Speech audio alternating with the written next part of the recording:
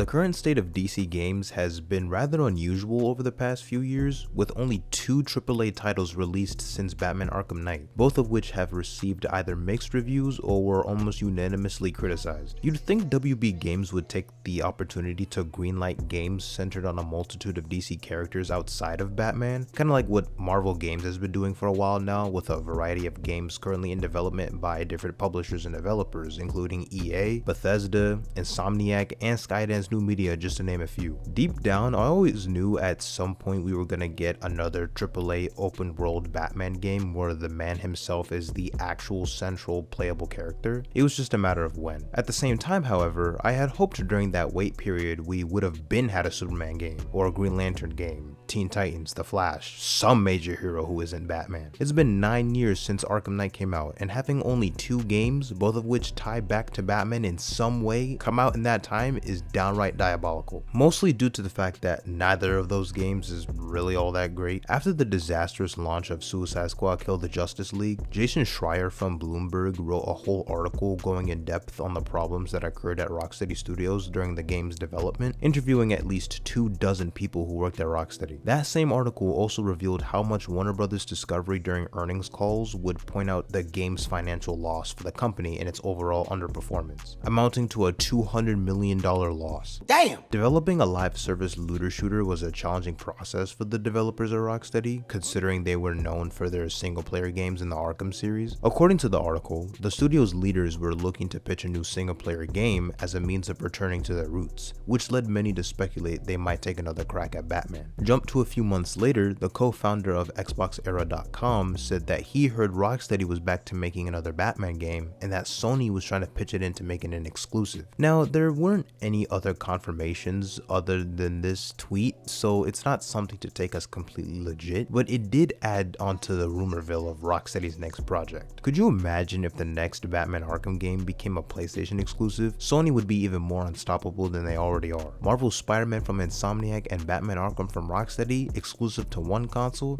That's just too much power right there. In a recent financial call, the CEO of Warner Brothers Discovery, David Zaslav, went on about how the Multiverses game underperformed and added another $100 million loss to the company's game business revenue. In that same earnings call, he stated that from now on, WB Games would be doubling down on 4 major game IPs, which include the likes of a Hogwarts Legacy sequel, Mortal Kombat, Game of Thrones, and DC, but in particular Batman. We must acknowledge that our studio's business must deliver more consistency. This applies to our games business, which we recognize is substantially underperforming its potential right now. We have 4 strong and profitable game franchises with loyal global fans: Hogwarts Legacy, Mortal Kombat, Game of Thrones, and DC, in particular Batman. We are focusing our development efforts on those core franchises with proven studios to improve our success ratio. So it's all but been confirmed that another Batman game is in development, more likely from Rocksteady. I guess there's the possibility of the next Batman game being like a card game like Midnight Suns or some mobile game that no one cares about. Highly doubt that's the case, considering Zaslav brought up Batman and other IPs as a means of conveying their course of action in generating more revenue after the millions of dollars they lost with Multiverses and Suicide Squad. Despite how incompetent the company has been, even the executives at WB know how much of a moneymaker a proper Batman game would be. They really saw the flops of the last 2 DC games and said back to formula with a single-player Batman game. Back to formula. The Wonder Woman game from Monolith is still set to come out at some point, you know, in case anyone forgot the game even existed, which will fortunately be a single-player open-world experience set on Themyscira. Yet somehow that game wasn't listed on the earnings call. Hey Warner Brothers, don't you think you should give games to characters like Superman or Flash or something before hopping right back to Batman? We don't give a fuck! Jesus! We don't give a fuck! Let's be honest, no one in their right mind was surprised to hear this. They saw how much Suicide Squad bombed and immediately knew they needed to course correct. Generational fumble if I've ever seen it. We know how much you guys were disappointed with our latest release, so we decided to make it up to you. Introducing the newest entry in the Arkham series, Batman Arkham Apology, coming to PS5, Xbox Series X, and PC in 2028. And it makes sense from a business perspective because executives by nature like to revert back to what works and what is guaranteed to make money instead of experimenting. They could literally develop develop a new Arkham game in a few years by just copying and pasting the game code from Batman Arkham Knight, like what WB Montreal did when developing Arkham Origins, since Rocksteady gave them the Arkham City game code. Remove any of the Batmobile gameplay functionality, keep the same combat mechanic, craft a new story, new art style, maybe keep bits and pieces of the same map. They could do the bare minimum and still make more revenue than kill the Justice League and Gotham Knights combined. If the game somehow isn't good, they're going to make bank regardless. Tell them to bring me my money.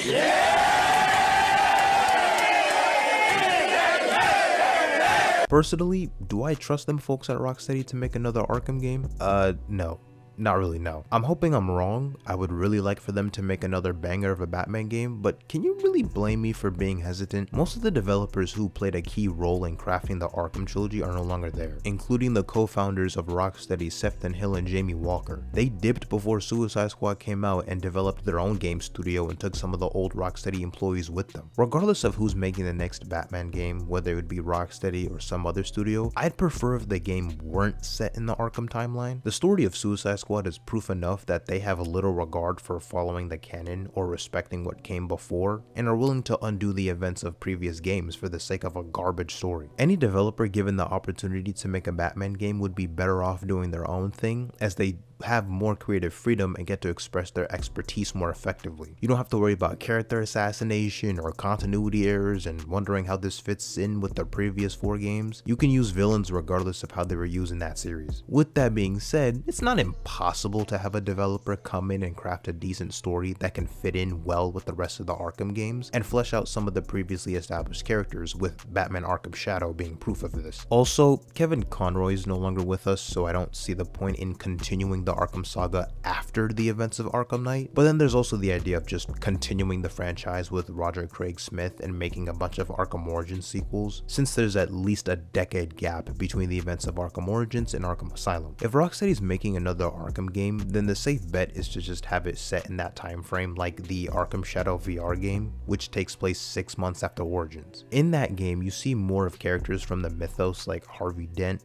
Leslie Tompkins, Barbara Gordon, Carmine Falcone. Since the game established the origins of a couple of villains, a potential next entry could show Batman's first encounter with other characters like Ra's al Ghul and Talia, for example. For the next AAA Arkham game, I need to see Dick, bro. Like, I need that for real. Oh, God damn. I'm gonna lose him, Charlemagne. No, but if it were up to me to decide when this next game takes place, I would probably have it sometime after Arkham Shadow to center on Dick Grayson becoming Robin. Arkham Shadow showed us Dick Grayson for a little bit before he was taken in by Bruce, as he was initially working under the Rat King after his parents died. You could have a story where it's like a Batman and Robin year one kind of thing, where you get to play as both characters throughout the story. Imagine Marvel's Spider-Man 2 switching between Peter and Miles for specific missions, but for Batman and Robin in an open world Arkham game. WB, there's your moneymaker right there. Just take my money. Just take my money. My money. Just take my money. Just take my money. Any future games or DLC stories could center on the formation of the Batfamily and numerous villains that Batman may not have encountered yet in Arkham Origins. This is also the chance to implement elements that had been missing in most of the previous games, like an actual lived-in city with civilians roaming around in the streets, instead of just a bunch of henchmen where everyone else evacuated, or the game's setting is in an asylum or giant prison. A day and night cycle, maybe some more Bruce Wayne elements, being able to drive around to and from the Batcave as your base of operations. Arkham Origins had a Batcave, but I guess I'd like to see something more immersive. If WB were smart, the first thing they'd do is greenlight a Batman Beyond game for another developer to make set outside the Arkhamverse. I don't care if it plays very similar to Arkham or if it has the same combat mechanic, just don't call it Arkham and we Gucci. Like I said earlier, I just think it's more beneficial from a storytelling perspective to not be hindered by a continuity that's been going on since 2009. You're gonna need those creative liberties for something like Batman Beyond. I feel as if a Beyond game would be different enough to warrant a new Batman game, since it can offer things we haven't seen before. A Neo Gotham with an almost cyberpunk aesthetic. The advanced suit would offer so many cool and unique gameplay elements with traversal and flying around the city, the stealth segments, gadgets, innovative combat mechanics. The XP and upgrade system almost speaks for itself. Batman Beyond has a unique roster of villains that stand out when compared to typical Batman rogues, so you know the boss fights could be something spectacular and cinematic cinematic. The youthful energy of Terry McGinnis could bring almost a sense of normalcy to a Batman game, as he's a high school student with relationships and a family. That could make for some really compelling emotional moments and more personal aspects akin to that of Peter in Marvel's Spider-Man. The fact that this hasn't been made yet is beyond me.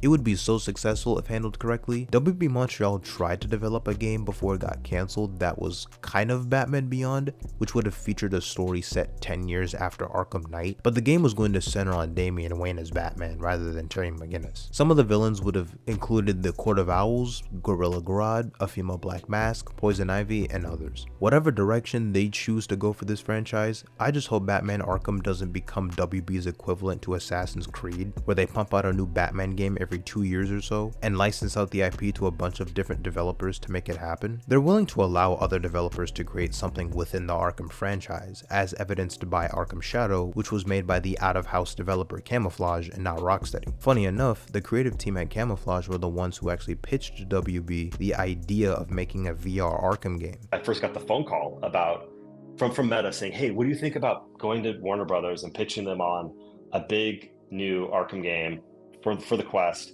I told them I was excited and intrigued, but I don't know how we're going to pull off the combat. And if you can't pull off the combat for an Arkham game, I think it's not worth doing, quite frankly. And so I took that challenge to the team, and I remember my design director Ryan Darcy kind of had to like proverbially smack me across the face and say, Ryan, what are you talking about? Of course we can bring the Arkham combat into VR. A lot of future DC games should be centered on the plethora of DC heroes who to this day have never gotten a solo video game. If you want to use Batman to spearhead projects centered on other characters, that's fine. So like a hypothetical World's Finest game with Batman and Superman, or a Trinity game which could lead to a solo Superman game or a Justice League game. It's kind of wild to think about how when Zaslav mentioned the 4 IPs they're prioritizing for gaming, he didn't really convey DC as a whole. He was referencing Batman as the company's main selling point. So is it just going to be mainly Batman games with only a couple exceptions here and there? I know James Gunn is trying to have a couple AAA games set in his universe that have started development at some point. WB Montreal's next game that they're working on is confirmed to be a DC game, as there's been a new job listing for a senior producer and they're still searching for a creative director. Is their game also going to be Batman related or something else entirely? Even though my faith in Rocksteady has been tarnished thanks to Suicide Squad's horrendous story, it's not a guarantee that their attempts in making another Arkham game would prove to be a disaster. Theoretically speaking, they could still cook up something great if given the time to actually prove themselves and make a comeback of the century. I would love to have my suspicions be mitigated by the game's success. Just for the love of God, do not have Joker as the central antagonist. If Joker ends up being the main villain again, I'ma crash out.